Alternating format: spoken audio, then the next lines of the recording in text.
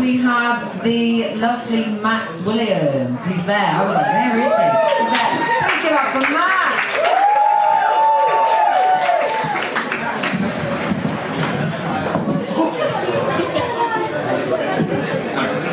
Sorry, I have to sit down. This is quite traumatic for me to record. Can you still see me at the back?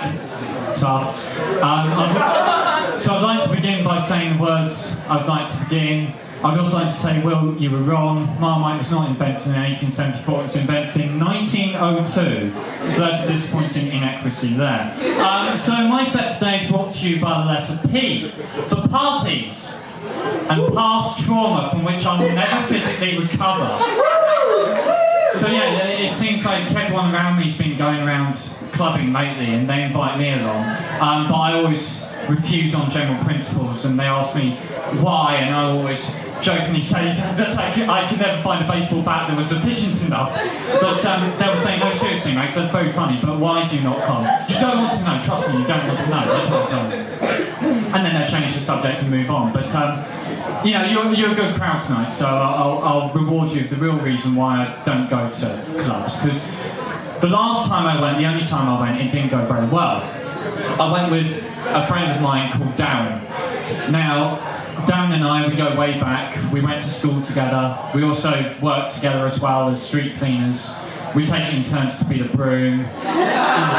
He'll pull pranks on me involving like heads down the toilet and sulfuric acid. You know, the usual bands. Yeah, and so we went to Gestures one night, and you have to bear in mind this is the first time this coarse Hungarian autistic sod has been out clubbing in his life. He doesn't know how things work in these establishments. Like, what if I had to, you know, what if it turns off and I had to turn the club back on? You know, I'm a bit nervous, and but we're walking towards Gestures, and just as it comes up in the distance, Darren reveals to me that apparently in these establishments there's a radical strategic procedure that's quite commonplace in these so-called clubs. It's a process that I believe is referred to as chatting up birds. He informed me the way these clubs apparently work is you go up to random strangers that you don't know, you've never seen before in your life. You say something really funny and amusing, and then you both have sex. This is not how the clubs used to work when I went to them after school, but you know, I just said to Darren, I swear you're having me on. This is just another one of your pathetic pranks. Like the time you tricked me into thinking Russell T Davies was coming back to Doctor Who. I mean, honestly, that's never going to fucking happen. And besides, you know, having to say something funny and amusing, I mean, just look at me. Can you imagine me possibly getting away with that? But he was like, no, it's what you do in these clubs. Trust me, it'll be fine, it'll be great. And he even gave me an example of a chat-up line that I might like to use, and, you know, he demonstrated it in front of me, and it goes like this. Ka-chow! Are you lightning? Because I would really like you to be my queen. I just thought to myself, this is complete and utter bullshit. There's no way people are going to fall for something as corny as that, especially when it's coming out of a mouth attached to a head that looks like something out of an old Flash game from 2004. But Darren was like, no, you say that, you say that, it will go down great, like really, really great. And I look at him, and I immediately say, you know, I look in his face, and in every conceivable way, he's obviously correct. So, you know, we walk in like the cocky little bastards we are, arrogance of youth and all that, and immediately Darren like slaps me really hard on the shoulder and says, look over there! There's a really fit bird, you go after her, yeah? It'd be great! Right, okay. Yeah, so I'm just gonna chat a girl up, I'll do that now. I'll do that, yeah, I'll do that any moment now. My legs don't seem to be moving, but there's no rush, is there? Eventually my legs do start to move, but admitting that's only because after 2 hours of watching me not move, Darren has given up and just decides to push me forward. But it's alright, because in these 2 hours, I've had a lot of time to do some thinking, and I've come to many significant conclusions about the state of the world. For example, Alien 3 is the best Alien film. It just is, provided you watch it in its extended assembly cut on the DVD. David Fincher is an underrated director. Also, God is innately evil. We know this because he made us reliant on water, and yet he poisoned the natural water by making it too salty.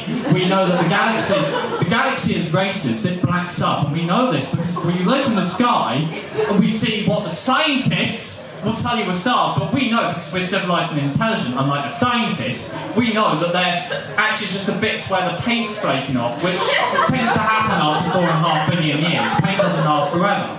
And also, I think it would be a great idea for Bird's Eye Fish Fingers to do an ad campaign where they do a big billboard with the words "flying fish" in huge bold text. And you're looking up at the billboard wondering what the hell that has to do with anything. And then there's a little miniature hidden cannon underneath the billboard that then fires a packet of fish fingers and it lands in your face, hence the term "flying fish." That would be really direct marketing in my view.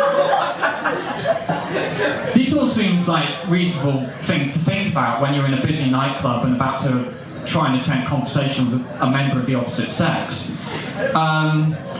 Most crucially, I figured that chat-up line that Dan demonstrated to me earlier, you remember the whole Lightning McQueen stuff, that was, I don't want to put too fine a point on it, I thought it was a bit shit, and I thought I could do much better, or at least less nauseating, while still at the same time maintaining the reference to the great Pixar animation studios based in Englefield, California. So I'm being pushed forward, yeah, and the girl stops dancing and finally notices me, looking straight into my eyes, and I just take a deep breath and I say the words, "Are you the eye in Pixar? Because I'm an angle-poised lamp and I want to bounce on top of you and squash you flat." I think it's very important to be subtle with these things. And, I mean, the girl, I think took the lamp metaphor quite well. She helped me get into character by punching my lights out.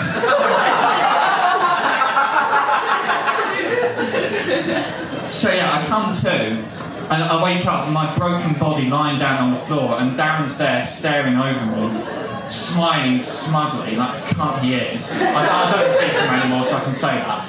And he's done much better than I have, because he's got girls either side of him, and he's surrounded. Of course he is. And he just stares down and smiles at me, and he says, "Well, you fucked that up, didn't you?" For a start, angle-poised lamps fall over sideways, not backwards. So yeah, that's why I don't go to clubs anymore. I've been a cretin, thank you for not.